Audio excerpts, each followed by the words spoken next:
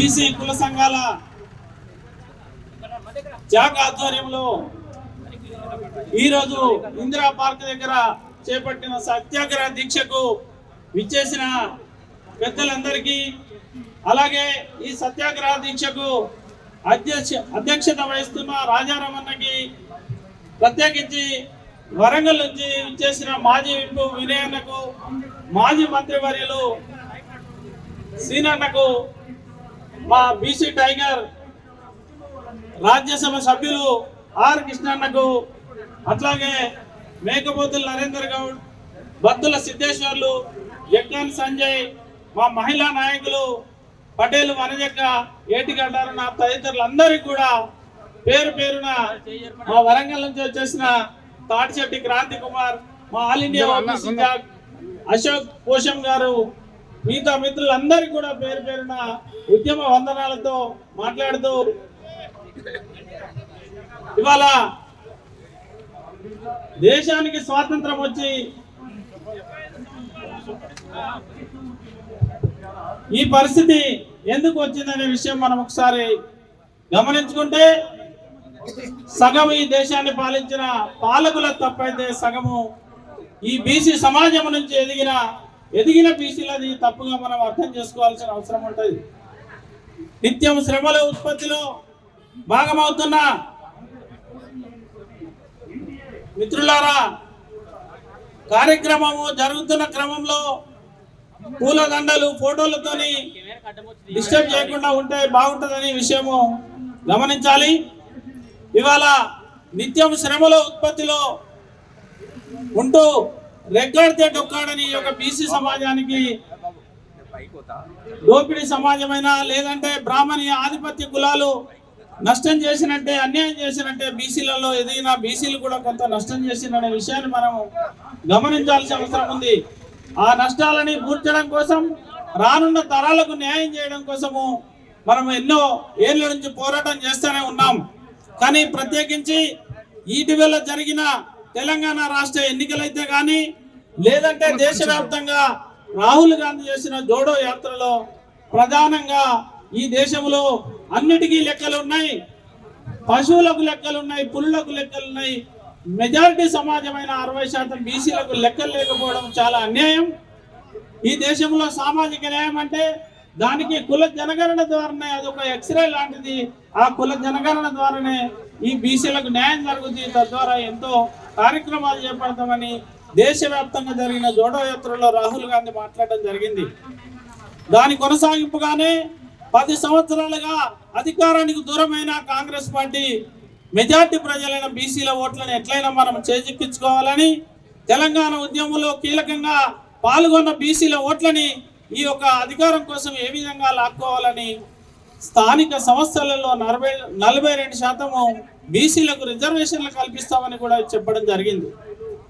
మరి ఆ రాహుల్ గాంధీ నిజాయితీని, రాహుల్ గాంధీ జోడో యాత్రని గమనించిన బీసీలు, రాష్ట్రంలో 42% వస్తాయన్న ఆలోచించిన బీసీలు ఏకపక్షంగా ఇవాళ కాంగ్రెస్ పార్టీని అధికారంలోకి తీసుకొచ్చారు. గతంలో ఉన్న టీఆర్ఎస్ పార్టీ అంతకుముందు ఉన్న స్థానిక సంస్థల రిజర్వేషన్లు తగ్గించింది.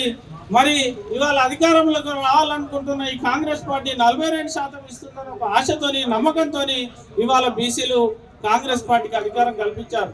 కానీ ఏవో కారణాలు చూపెట్టి పక్క రాష్ట్రంలో ఏదో జరిగిందని, సుప్రీంకోర్టు తీర్పులని, హైకోర్టు తీర్పులని, లేదంటే స్థానిక సంస్థలు ఎన్నికలు జరగకపోతే గ్రామాలకు రావాల్సిన కేంద్ర నిధులు రావనే విషయంగా ఇవాళ మాట్లాడుతున్నారు.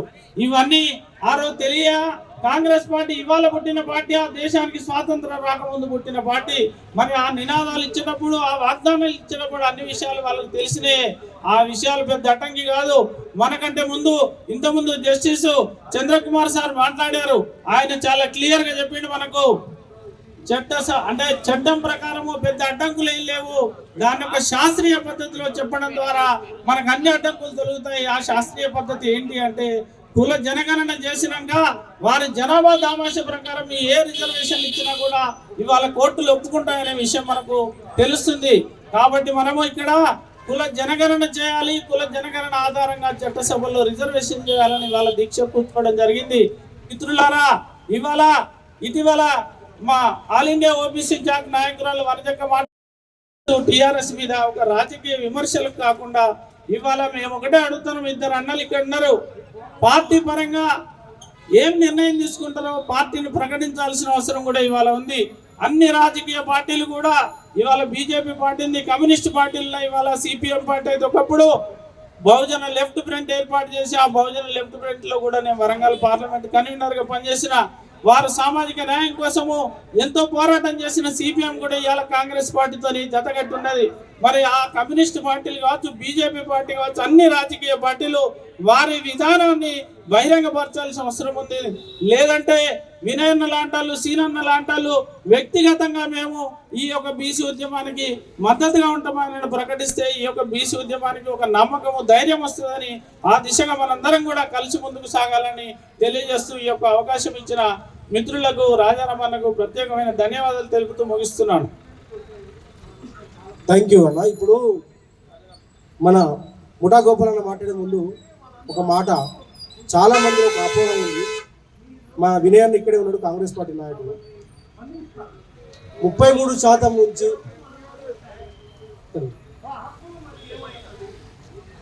మా పుంజాల వినయన్న పిసిఎల్ సెక్రటరీ కొడుకు కాంగ్రెస్ పార్టీ నాయకులు ఇక్కడే మన పక్కన ఉన్నారు. చాలా మందికి అన్న సాయి నరేంద్ర వినాలి, చాలా మంది ఏంటంటే ఒక అపోహ, ఒక దుష్ప్రచారం చేస్తా ఉన్నారు. ఏంటంటే ఆ సుప్రీంకోర్టు జడ్జిమెంటు 33% నుంచి 23%కి తగ్గించుకోమని జడ్జిమెంట్ వచ్చింది. అది దురదృష్టవశాత్తు బీఆర్ఎస్ పార్టీ రెండోసారి అధికారంలోకి వచ్చింది 18లో.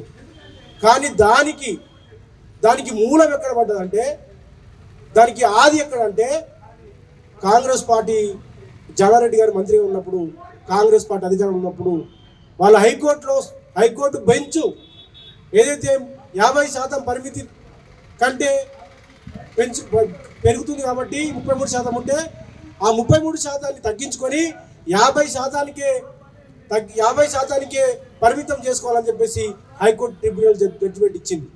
హైకోర్టు ట్రిబ్యునల్ జడ్జిమెంట్ ఇచ్చినప్పుడు ఇదే జానారెడ్డి గారు, ఇదే కాంగ్రెస్ పార్టీ ఆ రోజు అధికారం ఉన్నది, వాళ్ళు కనీసం సుప్రీంకోర్టులో దాన్ని ఛాలెంజ్ చేయలేదు. ఆ ఛాలెంజ్ చేసినటువంటి వ్యక్తి నాయకుడు, బలహీన వర్గాల బిడ్డ, మన శివశంకర్ అన్న పుత్రుడు మన వినయన్న. వీరేసిండ్రు, ఊసమ్మశివరావు గారు వినయన్న సుప్రీంకోర్టులో ప్రైవేట్ పిటిషన్ వేసిండ్రు, ప్రభుత్వం వేయలేదు. సిగ్గుపడాలి కాంగ్రెస్ పార్టీ ఆ రోజున నాయకత్వం, కాంగ్రెస్ పార్టీ గొప్పగా ఉంది మొదటి నుంచి. ఇక్కడ లోకల్ నాయకత్వం, ముఖ్యమంత్రి కానీ మంత్రి కానీ, జానారెడ్డి కారణం 33% నుంచి 2% పోవడానికి సుప్రీంకోర్టులో కనీసం ఛాలెంజ్ చేయలేదు. ఆ విషయాన్ని తెలుసుకోకుండా మనం కూడా దాంట్లో పడతామని చెప్పేసి ఇలా ఈ సమాజానికి ఇంకా చాలా విషయాలు చెప్పేది ఉంది, మనం కార్యాచరణ ప్రకటించేది ఉంది. మరి మా ముఠా గోపాలన్న మాట్లాడాల్సి కోరుతాం. అలాగే కరుణాకర్ ముదిరాజు గారు ఎంపీసీ ఫోరం వచ్చిండ్రు. మరి మనకు కేవలం 3 మాత్రమే మాట్లాడేది, అందరూ కూడా సహకరించాలని చెప్పేసి ఇప్పుడు తీర్మానం వల్లని మాట్లాడాల్సిందిగా కోరుతాం మిత్రులు.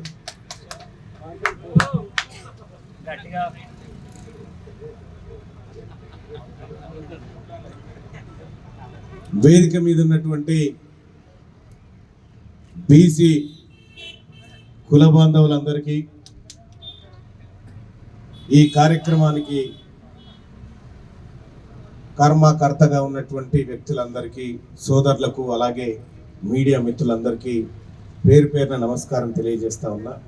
ఇవాళ ఒక గొప్ప వ్యక్తి జన్మదినం సందర్భంగా ఇందిరా పార్క్ దగ్గర సత్యాగ్రహ దీక్ష, బీసీల సత్యాగ్రహ దీక్ష కార్యక్రమం జరగడం, అందులో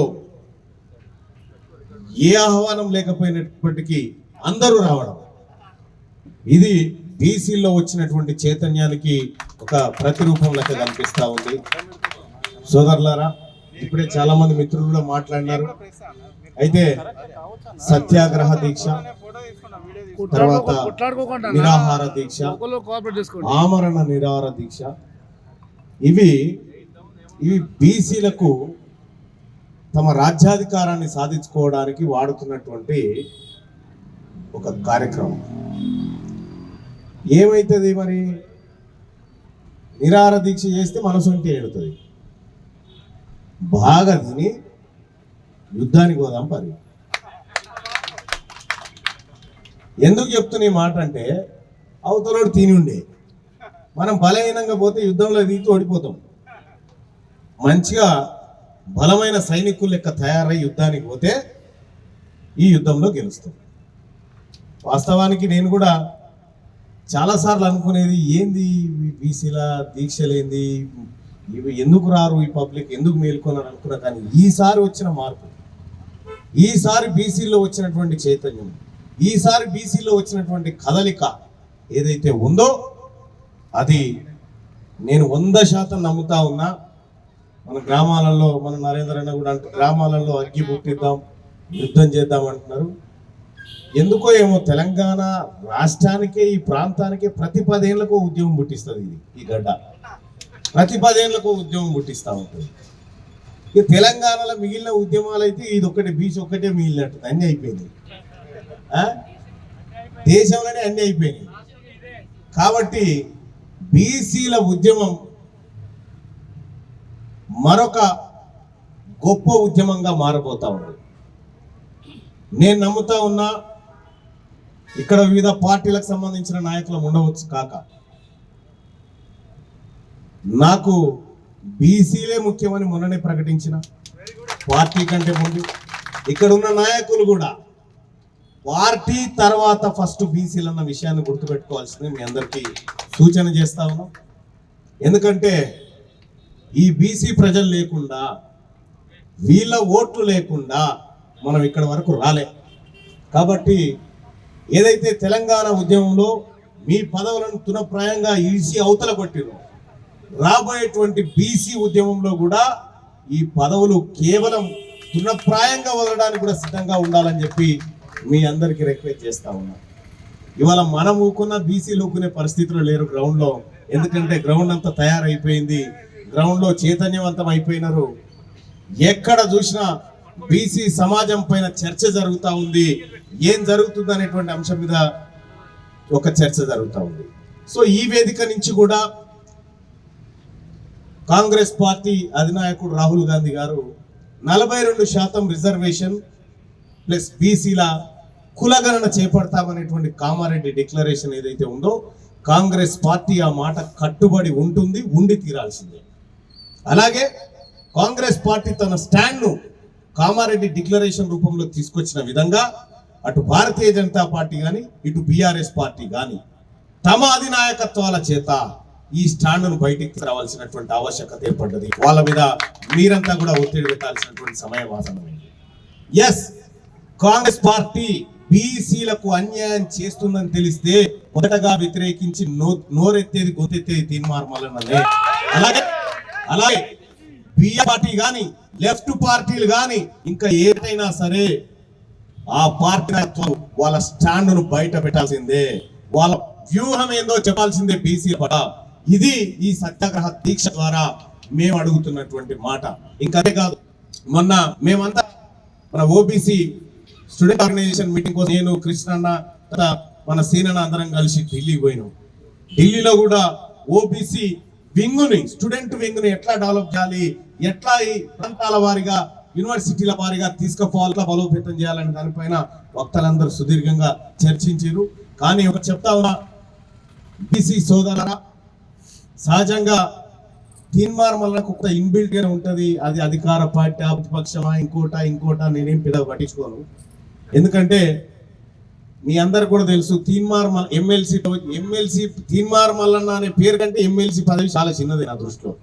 కాబట్టి తీన్మార్ మల్లన్న అనే పదాన్ని ఆ మనిషిని తయారు చేసినటువంటి సమాజమే ఇవాళ సంక్షోభంలో ఉంటే మల్లన్నకు ఎమ్మెల్సీ పదవి కొత్త పేద కిరీటం ఏం కాబోదు కూడా అని చెప్పి తెలియజేస్తా ఉన్నా. సోదరులారా, రాబోయేటువంటి రోజుల్లో కొన్ని దశాబ్దాల పాటు ఈ బీసీలను ఒక్కొక్క శరీరాన్ని కలపడానికి ప్రయత్నం చేసి ఇక్కడ వరకు తీసుకొచ్చినటువంటి ఆర్ కృష్ణయ్య గారు, అలాగే ఈ సంఘాలను బీసీలను ఐక్యం చేయడం కోసం వివిధ సంఘాల రూపంలో, వివిధ నిరసనల రూపంలో, ఉద్యమాల రూపంలో ఇక్కడి వరకు తీసుకొచ్చినటువంటి ఆ ఉద్యమ నాయకులు ఎవరైతే ఉన్నారో వీళ్ళందరినీ ఐక్యం చేయడం, వీళ్ళ ద్వారా ప్రజల్లోకి వెళ్ళడం, తద్వారా కొత్త శక్తిని పుట్టించడం, అధికారాన్ని తీసుకోవడం, ఇదే మన లక్ష్యంగా ఉండాలి. అలాగే మన ప్రజల కోసం మనము ఒకటైతే గుర్తుపెట్టుకోవాలి, వేదిక మీద ఉన్నోళ్ళు కానీ కింద ఉన్నోళ్ళు కానీ, మళ్ళా జన్మ లేదు ఏమైనా చేస్తే ఇప్పుడే మన కోసం, మళ్ళా జన్మ లేదు ఏమైనా చేస్తే ఇప్పుడే మన కోసం చేయాలి. కానీ బీసీ నాయకులకు, అదేవిధంగా విద్యార్థి సంఘ నాయకులకు, ఈ కార్యక్రమానికి మనందరి ముద్దుబిడ్డ ఆర్ కృష్ణయ్య గారికి, అదేవిధంగా ఉద్యోగం ఉండి కూడా ఆ రోజు తెలంగాణ ఉద్యమాన్ని పెద్ద ఎత్తున ఉవ్వెత్తి నడిపిన పెద్దలు శ్రీనివాస్ గౌడ్ గారు, అదేవిధంగా మాజీ ఎమ్మెల్యే వినయ్ భాస్కర్ గారు, అదేవిధంగా రాజ్యసభ సభ్యుడు రవీంద్ర కుమార్ గారు, జాగ శ్రీనివాస్ గౌడ్ గారు, అదేవిధంగా ఈ కార్యక్రమం నరేంద్ర గౌడ్ గారు, అదేవిధంగా సిద్ధేశ్వర్ గారు, కోటి గారు, అదేవిధంగా ఎంపీటీసీ ఫోరం అధ్యక్షుడు బోల కరుణాకర్ గారు, సాయి నరేందర్ గారు, అదేవిధంగా ఓయి విద్యార్థి జేఏసీ నాయకులందరికీ పేరు పేరున ధన్యవాదాలు చెప్తూ, అదేవిధంగా సంచార జాత నాయకులు నిమ్మల వీరన్న గారు, అదేవిధంగా ఇక్కడికి వచ్చిన ముఖ్యంగా మహిళా నాయకులందరికీ పేరు పేరున ధన్యవాదాలు చేస్తూ